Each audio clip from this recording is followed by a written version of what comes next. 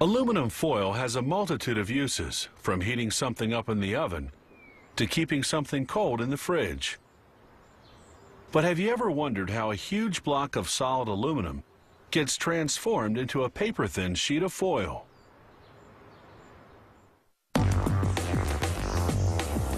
The manufacture of aluminum foil requires the repeated thinning out of a large block of aluminum.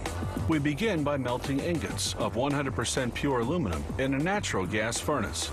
These ingots, called pigs, are essential in alloys with zinc, titanium, and silica.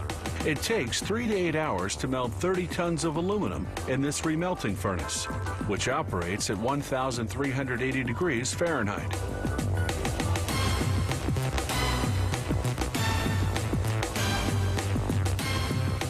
The fusion temperature of aluminum is 1,220 degrees Fahrenheit.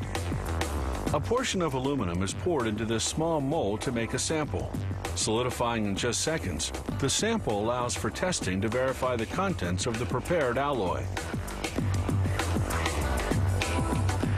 This trough is used to transfer the aluminum from the remelting furnace to the tapping well. Molten aluminum runs in a movable trough located above the tapping well. At this stage, impurities are filtered out in special receptacles. The molds are cooled with water to accelerate the solidification of the molten aluminum. Ingots are unmolded and are ready for milling. Each ingot is massive, measuring 14 feet in length, 5 feet in width, and 18 inches thick. It weighs a whopping 8 tons, so it has to be handled by overhead cranes and placed on special plates.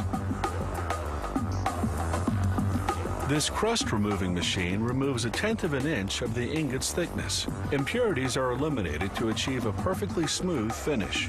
All traces of the liquid used to cool the decrusting knives have to be eliminated.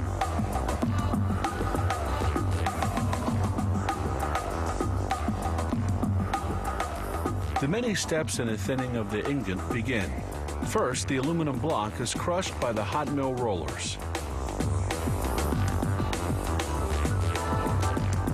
Temperatures in the rollers are between 850 and 1,000 degrees Fahrenheit. Pressure on the ingot is continually verified by a technician. If the pressure is too great, the technician will lower it. The heat is so high that the ingot risks sticking to the mill's roller.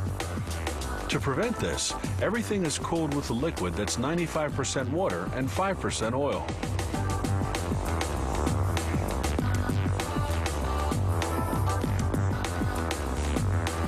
Starting from a thickness of 18 inches, the ingot becomes increasingly thinner with each pass-through. Depending on requirements, the ingot will go through the machine between 12 and 16 times. The ingot now measures about 3 inches in thickness. It has to get down to just 2/10 of an inch.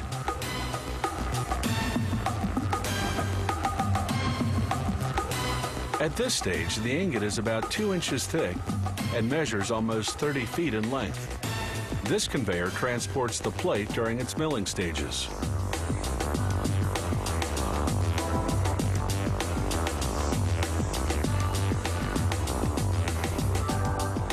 The ingot has become a sheet 2/10 of an inch thick.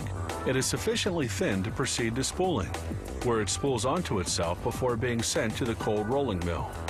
There, its thickness will be reduced still further. The aluminum sheet has become very thin now and risks being broken by the tension needed for cold rolling. So the sheet is doubled to avoid this breakage. One final reduction in the mill, and the sheet will have the thickness required by the customer. A liquid coolant is used to prevent the foil from sticking to the rollers.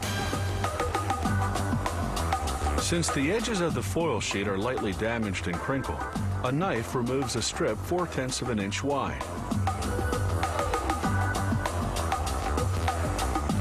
Finally, the roll is cut to the desired width, and one huge ingot has produced nearly 8 miles of foil.